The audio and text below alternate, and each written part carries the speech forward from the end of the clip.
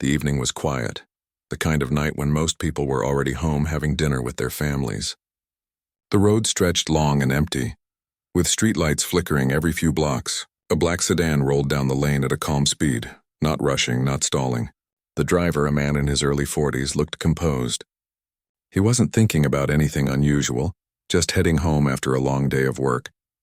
His mind was occupied with simple thoughts: what he'd eat for dinner, the call he needed to make, and the silence that he had grown to appreciate after days filled with noise and people. He didn't notice the patrol car trailing him at first. It stayed behind for several minutes, following quietly. Inside the police car, 2 officers watched his vehicle closely. One of them had a habit of looking for reasons to make stops. He claimed it kept the street safe. The other officer, younger and less confident, followed along without question. When the driver's car changed lanes without signaling, a small, almost harmless mistake, the officer saw his chance. The red and blue lights flashed suddenly, painting the road in colors of warning. The man looked into his mirror, sighed softly, and pulled over. He wasn't worried. It wasn't his first time being stopped, though this time felt different. Maybe it was the way the lights stayed on even after he stopped. Maybe it was the way the patrol car stayed still for a moment, as if deciding how to approach. He kept both his hands on the steering wheel, just as he'd been trained years ago. Every movement deliberate, calm, visible. The officer stepped out, his hand resting near his holster, not drawn, but ready. He walked to the driver's side, his flashlight shining through the window. "License and registration," he said, his voice flat but edged with suspicion. The man nodded slowly, reached for his wallet, and handed over his documents. His license showed his name, his address, and an agency title that most people would overlook. But this officer didn't. His eyes caught it instantly, and his tone shifted slightly. "What do you do for work?" the officer asked. "I work for the federal government," the man replied calmly. "What kind of work?" "I'm with the Bureau." The officer paused. He looked back toward his partner, then again at the driver. The man could feel the sudden change in the air. Instead of reassurance, the words federal agent seemed to provoke something else, curiosity mixed with disbelief. The officer frowned. "You mean the FBI?" "Yes," the man said, still calm. The officer smirked. "You expect me to believe that?" "I'm not asking you to believe it," the man replied. "You can verify it if you'd like." The younger officer shifted uncomfortably behind the car, unsure what to do. The senior officer wasn't satisfied. He took the documents back to the patrol car and started talking into his radio. The man could see their silhouettes through the windshield, their heads bent close together. He knew what they were thinking. Maybe he was lying. Maybe he'd forged credentials. It wouldn't be the first time someone claimed to be something they weren't, but this time they were wrong. He waited patiently, watching cars pass by, their headlights washing over him. The night was cool, and his fingers tapped lightly on the steering wheel. He had been in far worse situations: surveillance missions, undercover operations, dangerous arrests. But this felt strange. Being on the other side of suspicion wasn't new to him, but it still carried that sting of unfairness. He reminded himself to stay composed. Emotion only made things worse. After several minutes, the officer returned, his tone sharper than before. "Step out of the vehicle." The man looked up. "Is there a reason for that?" "We just need to make sure everything checks out," the officer said. "Step out of the car, please." He nodded and complied, slowly opening the door, keeping his hands visible. The younger officer watched nervously, hand hovering near his own holster. The man stood still, quiet, polite. The officer told him to stand by the hood of his car while they ran further checks. It was clear they didn't fully believe his story. "What were you doing around here?" the officer asked. "Driving home," he answered. "Where are you coming from?" "From work. Where's that?" "Downtown." The officer tilted his head. "Doing what kind of work downtown?" The man met his eyes briefly. "Federal work, classified." That only made the officer's suspicion deepen. "Classified?" "That's convenient," the man didn't respond. He didn't need to. The silence was enough to make the officer irritated. He turned to his partner. "Let's search the car." The younger officer hesitated. "We don't have probable cause." "I smell something," the senior officer said quickly, though there was no real scent. The younger one sighed but followed orders. The man didn't argue, didn't raise his voice. He simply said, You'll regret that decision if you don't follow procedure." But the officer ignored him and started searching. They opened the trunk, the glove box, and the compartments. Inside, they found a secure black case locked with a combination. The officer looked at it with interest. "What's this?" "Government property," the man said quietly. "Don't open it." That was all the encouragement the officer needed to do exactly that. He pulled at the latch, trying to force it open until the man spoke again, firmer this time. "You're making a mistake." The officer stopped for a second, looked at him, then back at the lock. His pride wouldn't let him back down. "We'll see about that." Meanwhile, the younger officer stepped aside, uneasy. Something about the man's calmness was unsettling. People who were guilty didn't act this way. They fidgeted, they lied, they panicked. But this man stood there as if he already knew how this would end. The officer noticed the man's eyes. Not angry, not scared, just patient. When the senior officer couldn't open the case, he tossed it onto the hood. "You got a key?" "No," the man said. "It's coded." "What's inside?" "Documents and equipment." "Prove it." "I can't, not without authorization." The officer scoffed. "Right, authorization, you sound rehearsed." The man gave a faint smile. "Maybe because I've said it before, to people who should have listened." A small crowd had begun forming at a distance. Drivers slowed down to see what was happening. One of them pulled out a phone, recording. The flashing lights reflected off every nearby surface, making the scene look more dramatic than it really was. The senior officer didn't like being filmed, but he also didn't want to appear weak. He motioned to his partner to call for backup. The man stood there, silent. He knew what was coming, more questions, more doubt. He could have pulled rank, shown his badge, called his agency, or even used his authority to stop them. But he didn't. He wanted them to reveal their behavior naturally. Sometimes the best way to expose bias is to let it speak for itself. When the backup car arrived, another officer stepped out, more experienced and calm. He walked up, asked what was happening. The first officer explained quickly, framing the story to sound justified. "He claims he's an FBI agent. I think he's impersonating one." The new officer turned to the man. "Sir, do you have identification?" "Yes," the man said, handing over his credentials again. The new officer took a careful look, noticing the federal seals and embedded security marks that were impossible to fake.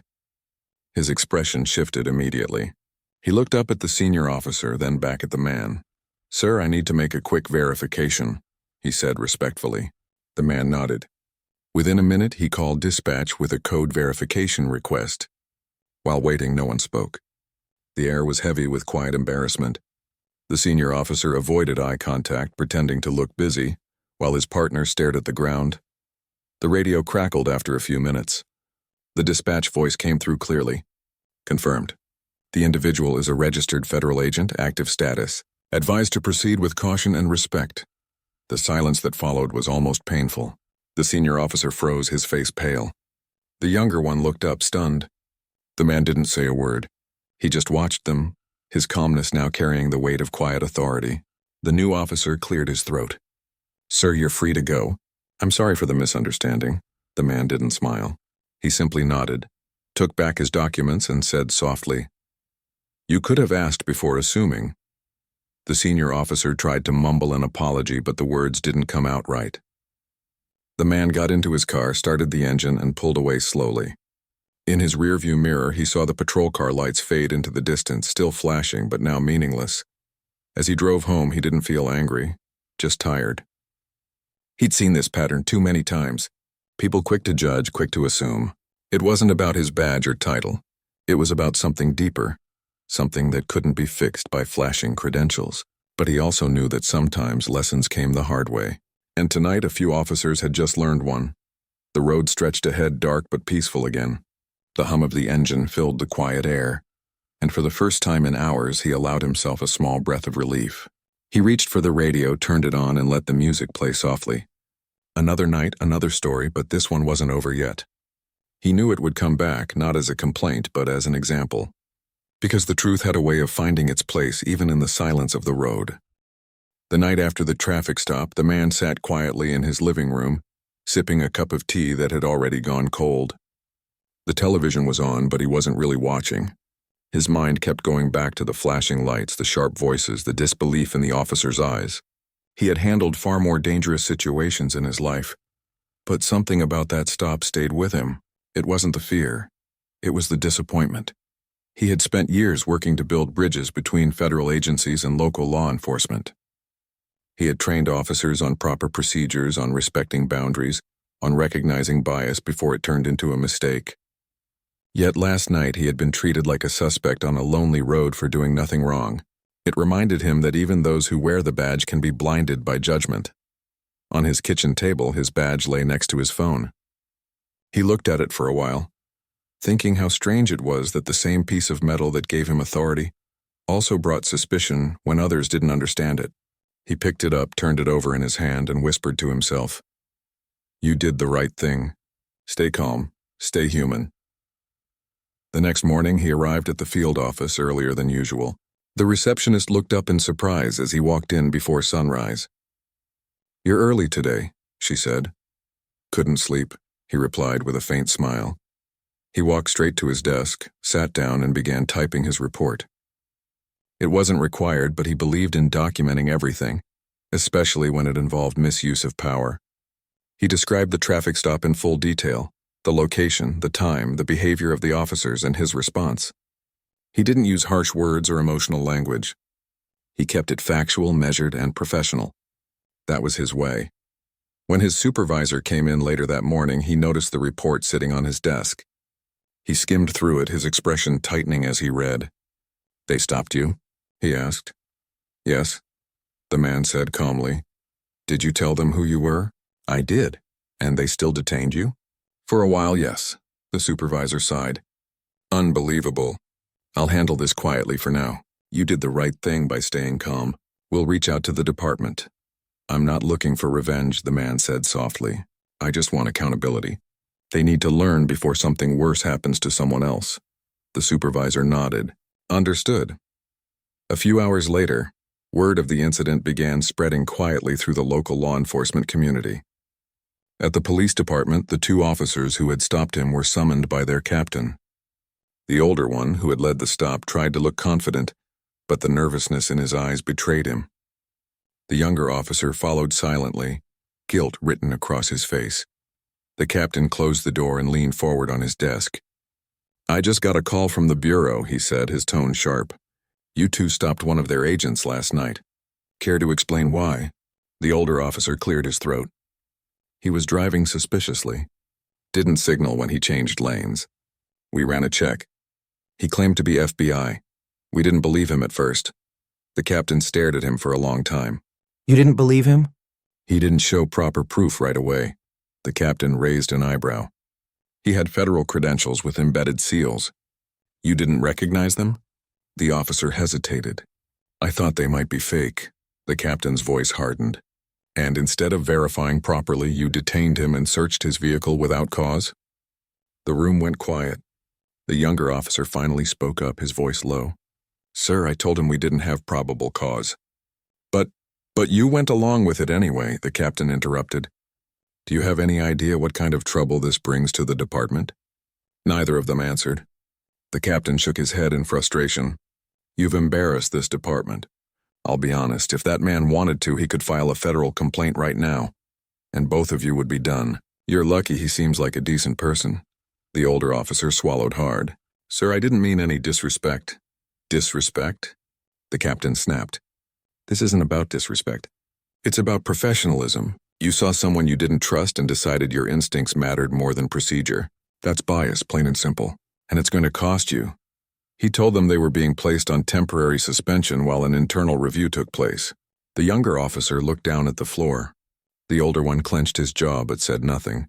Meanwhile, back at the bureau, the man received an email from a journalist who had somehow heard about the incident. The local news was starting to pick up the story. A short clip had surfaced online. Someone who had been driving by had recorded part of the stop.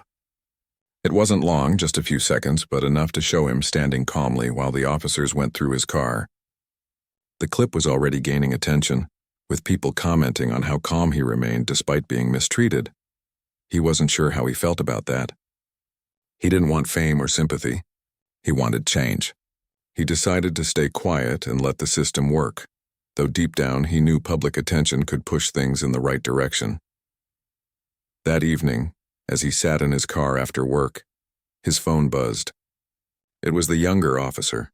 Somehow he had gotten his number from the department. The man answered after a pause. "Sir," the young officer said nervously, "I just wanted to apologize. I should have spoken up more. What we did wasn't right." The man was silent for a few seconds. "You're taking responsibility. That matters." "I didn't want to lose my job," the young officer said quietly, "but that's no excuse. You didn't deserve what happened. Learn from it," the man said. "Don't let pride decide your actions next time. Do what's right even if it's uncomfortable." "Yes, sir, I will." When the call ended, the man felt a small sense of peace. Maybe something good could still come from this. Over the next few days, more people reached out. Colleagues from different departments sent messages of support. Some shared their own stories of being unfairly treated, even while wearing the badge. The incident had opened up conversations that had been avoided for years, about bias, accountability, and respect between agencies. But not everyone was supportive. A few officers in the local department grumbled quietly, saying the Bureau was overreacting. They saw it as an attack on their pride. The captain had to remind them repeatedly that integrity wasn't optional. It was the foundation of their duty. As days passed, the man kept doing his work. He didn't let the incident define him. He went back to his investigations, his reports, and his quiet life. But every time he passed a patrol car on the road, he couldn't help but remember that night. He would glance in the mirror just for a second, before reminding himself to breathe and move on. One afternoon, the Bureau's director called him into his office. "You handled yourself well," the director said. "No anger, no escalation. That's rare. You showed the kind of discipline we expect from our people." "Thank you, sir," he replied. The director leaned back. "We're considering turning this into a case study for joint training programs. Real-world examples work better than lectures. Would you be comfortable with that?" He thought for a moment. "If it helps prevent this from happening again, then yes." The director smiled faintly. "Good. You may have turned a bad night into something valuable." That evening as he drove home, the sun was setting behind the hills. The light painted the sky in warm colors, and for the first time since the incident, he felt a sense of closure. He turned on the radio again. The same station as before, the same calm music. But this time he wasn't replaying the confrontation in his head. He was thinking about the bigger picture, how one small event could spark awareness in ways he never expected. Still, he knew things weren't over. The investigation at the police department was ongoing. The officers involved would face consequences, but that wasn't what he cared about most. What mattered was whether they, and others like them, would truly change their way of thinking. He hoped they would. Because he had seen what unchecked power could do. He had seen how good men could turn reckless when pride and bias took control. And he knew that the only way to fix that was not through punishment alone, but through understanding. As he pulled into his driveway, he looked up at the night sky. It was calm again, stars scattered faintly above. He took a deep breath and stepped out of his car. The cool air brushed against his face. For a moment he just stood there, thinking about how fragile respect could be and how easily it could be restored when people chose to listen. Inside his house, the lights were warm and the world felt quiet again. He poured another cup of tea, this time hot, and sat by the window. He didn't know what tomorrow would bring, but one thing was clear. He wouldn't let this moment go to waste. Something had to change, and maybe, just maybe, that change had already begun. A few weeks passed since the night of the traffic stop, but the memory of it still floated quietly in the air. The man didn't speak much about it, and when people at the Bureau brought it up, he brushed it aside with a calm, practiced tone. "It's being handled," he would say, and that was all.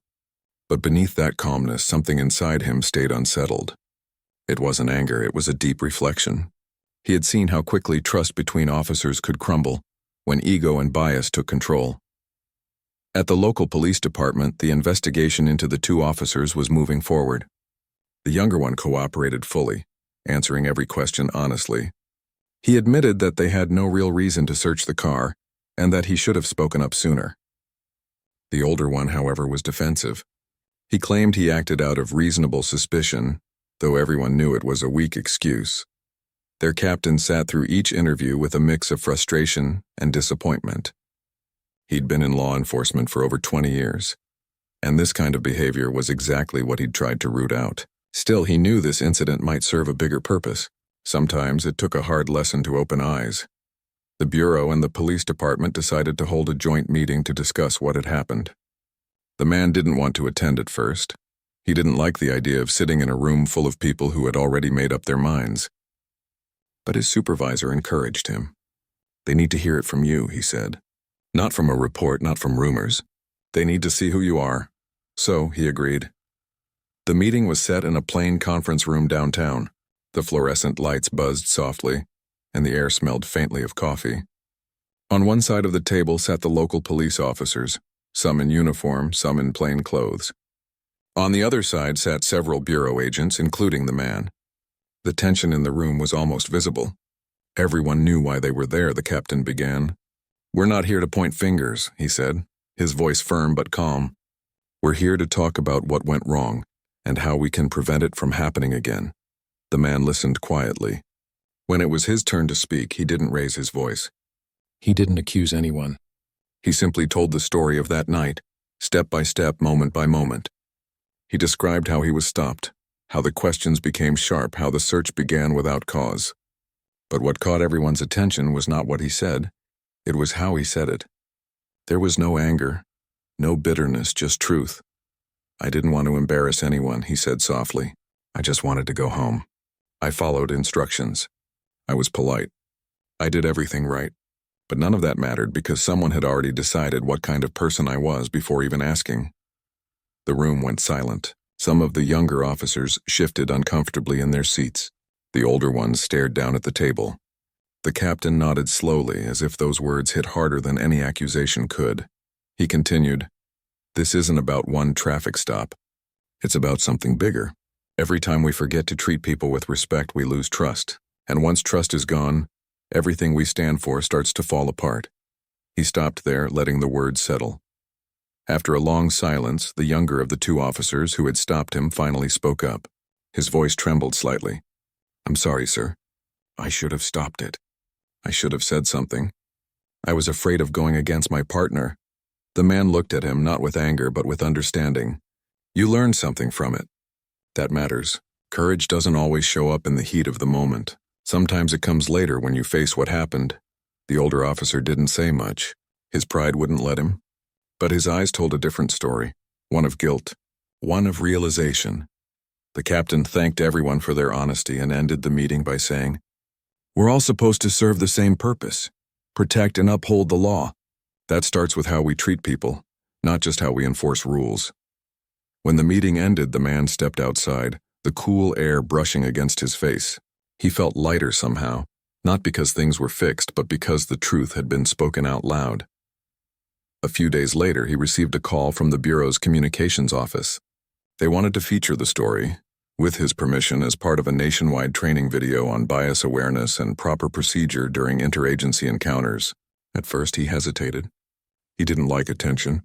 But then he thought of how many lives could be affected if even one officer changed their behavior because of it. He agreed on one condition, that his name wouldn't be highlighted.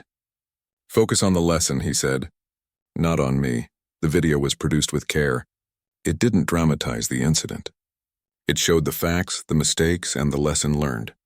The man's voice was used in parts of the narration, calm and steady, explaining how respect and patience could diffuse almost any situation. The final message was simple. Authority doesn't mean superiority. Every person deserves fairness, no matter who they are.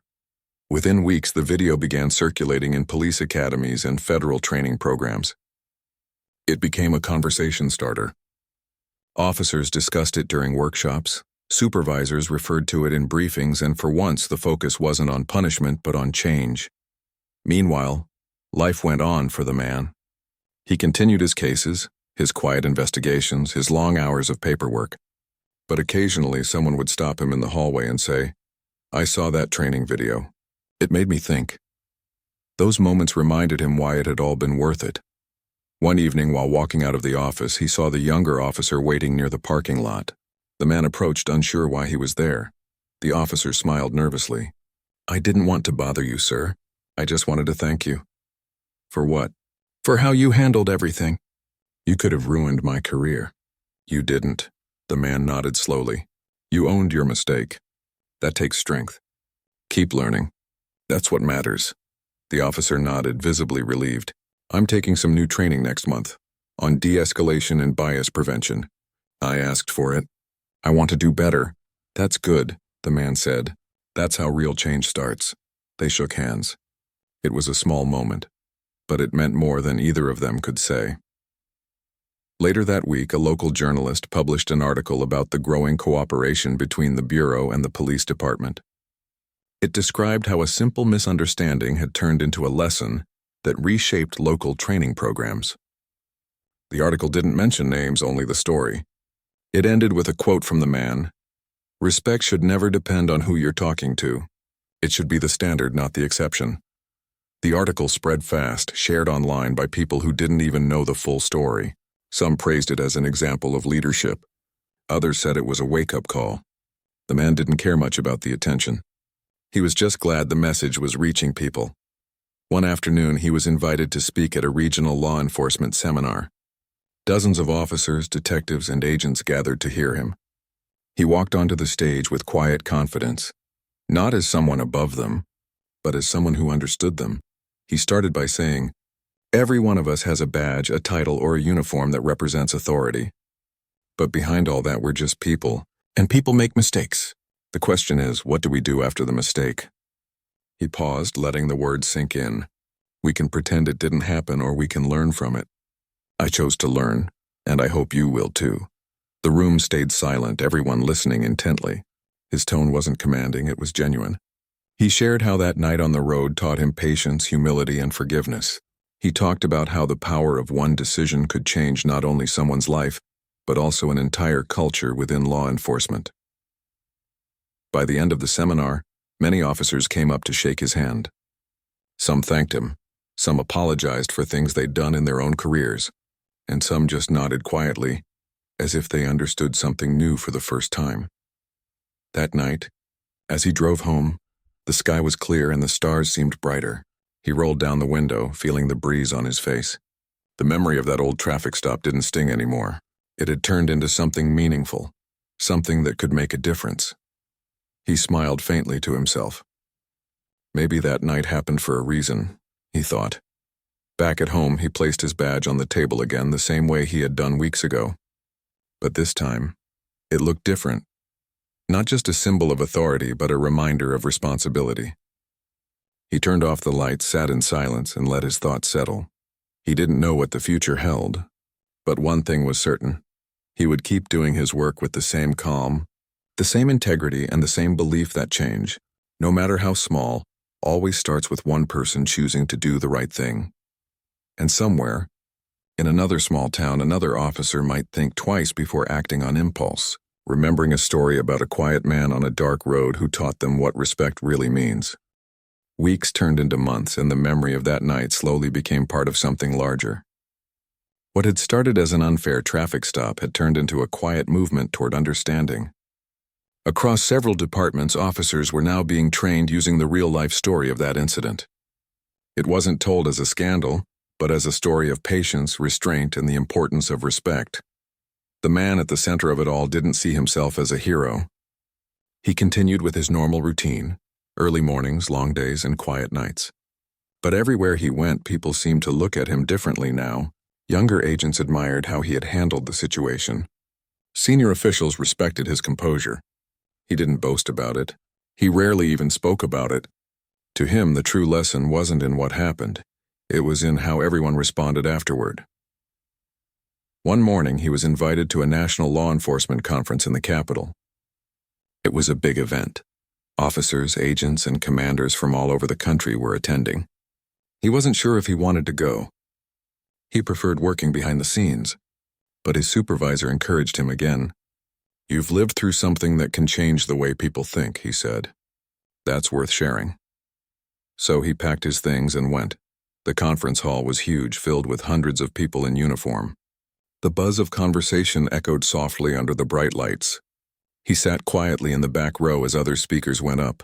Some talked about technology, others about operations, and some about leadership. When his name was finally called, the applause was polite but expectant. He walked to the stage calmly, adjusted the microphone, and looked at the sea of faces before him. "I'm not here to talk about tactics or statistics," he began. "I'm here to talk about something much simpler and harder: respect." The room grew quiet almost instantly. He spoke with no notes, no script, just his memory and his heart. He told the story again, not to embarrass anyone, but to remind everyone that even those in power can make mistakes when they let assumptions guide their actions. He described how it felt to be treated as less than what he was, and how he chose not to respond with anger but with patience. "That night wasn't about proving who I was," he said softly. "It was about remembering who I am." There was something about his tone, steady, honest, human, that held the room in silence. He spoke about how authority should never replace empathy, and how the best officers were the ones who saw people, not profiles. When he finished, the audience stood up in quiet applause. It wasn't loud or dramatic, but full of respect. People weren't just clapping for him, they were clapping for what he represented: restraint, fairness, and integrity. After the speech, a line of people formed just to shake his hand. Some thanked him. Some shared their own stories of bias and misunderstanding. A few even admitted that they had acted unfairly in the past and wanted to do better. Each conversation reminded him that words, when honest, could move hearts more than authority ever could. Later that evening, as he was leaving the conference, an older police chief approached him outside. "You said something in there that stuck with me," the chief said. "You said authority should never replace empathy. I've been doing this job for 30 years, and I think that's something I forgot along the way." The man smiled quietly. "It happens to all of us," he said. "The badge is supposed to protect people, not make us forget we're one of them." The chief nodded slowly, his eyes thoughtful. "Thank you for reminding me of that." When he returned home from the conference, the air felt lighter. He had done his part, but he also knew that change didn't happen overnight. It would take time, effort, and more people willing to look inward. A few weeks later, he received an unexpected call from a small-town police department across the country. They had watched the training video and wanted him to come speak to their officers in person. He hesitated, but something about the tone of the caller, a young woman who sounded genuinely eager to bring change, made him say yes. When he arrived, the station was small, modest, and quiet. The officers there looked tired, overworked, and wary of outsiders. But as he spoke, he could see their posture slowly change. They weren't just listening. They were reflecting. One of them even said afterward, "I never realized how often I assume things before asking questions. I'll remember this." Moments like that reminded him why he did what he did. He wasn't just an agent enforcing laws. He was a human being trying to rebuild trust in a system that often forgot what that word meant. Meanwhile, the officers from his original traffic stop were still dealing with the aftermath. The younger one had transferred to another department, starting fresh with a new attitude. He was quietly earning a reputation for being fair, level-headed, and respectful with the public. He even volunteered to teach new recruits about proper procedures during stops. The older officer, however, struggled to rebuild his image. He was disciplined and reassigned, but his pride made it hard to admit he'd been wrong. For months he avoided talking about it, pretending it didn't happen. But deep down he knew it had changed him too. The memory of standing there, realizing he had detained a federal agent without cause, haunted him. He began to question his instincts, not out of fear but reflection. Slowly he started to see things differently. One evening, after months of silence, he showed up at the bureau's office. He asked to speak with the man. The receptionist looked surprised but allowed him in. When the man saw who it was, he didn't look angry, just curious. The officer took off his hat, holding it in his hands. "I came here to say something I should have said a long time ago," he said quietly. "I was wrong. I judged you before I even knew who you were. I thought I was being careful, but really, I was being careless." The man nodded slowly, letting him continue. "I've been in this job for years," the officer said. "And somewhere along the way I started seeing people as threats before I saw them as people. That night, you didn't yell, you didn't fight back. You just stood there, and that taught me more than any training ever did." The man's voice was calm when he replied, "You realized it." That's the important part. Mistakes happen, but change takes courage. Most people never reach that point, the officer nodded. I don't expect forgiveness. I just wanted to tell you I've learned my lesson. The man gave a faint smile. Then maybe something good came out of that night after all. They shook hands.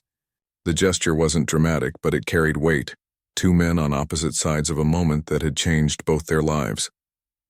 After the officer left, the man sat for a while thinking about how life had unfolded. What began as a moment of bias and tension had turned into a chain of lessons, one affecting another. He had seen arrogance turn into humility, fear turn into understanding, and isolation turn into unity. The story spread further over time, not through headlines, but through quiet retellings in classrooms, training halls, and conversations between officers. His name was rarely mentioned, but his example lived on. And that was enough for him. Months later, he was invited to attend a ceremony where the police department publicly introduced a new training program based on real incidents that promoted fairness and accountability. He sat quietly in the back again, watching as the same captain who once scolded his officers spoke about change and growth.